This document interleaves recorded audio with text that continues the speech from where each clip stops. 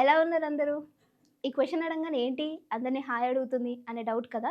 So, ఈరోజు మీకొక news చెప్పబోతున్నాను. స్మృతి మందాన మనందరికీ తెలుసు మన క్రికెట్ టీమ్‌కి రిలేటెడ్ అయినటువంటి స్మృతి మందాన వివాహ విషయంలో మనందరం కూడా చాలా కామెంట్స్ అనేవి చేయడం, అసలు ఎందుకు? ఏం జరుగుతుంది? అనే క్యూరియాసిటీ చాలా పెరిగిపోతుంది. సో, రీసెంట్‌గానే 1 డే బిఫోర్ తను క్లారిటీ కూడా ఇచ్చేసారు. సో, ఇది నా పర్సనల్ ఇష్యూ.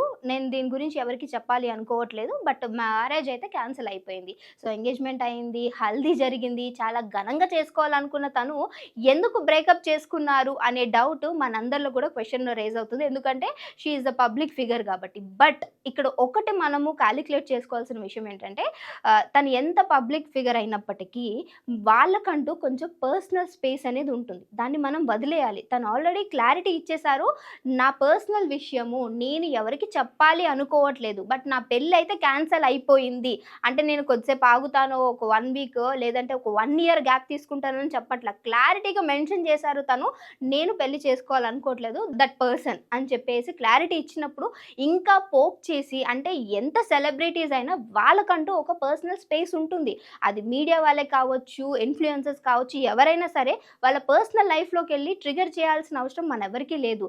సో, తనంత క్లారిటీగా చెప్పినప్పుడు ఇలాంటి విషయాల్లో మనం ఎంత దూరంగా ఉంటే అంత మంచిది. ఎవరికైనా సరే పర్సనల్ స్పేస్ అనేది ఇవ్వండి.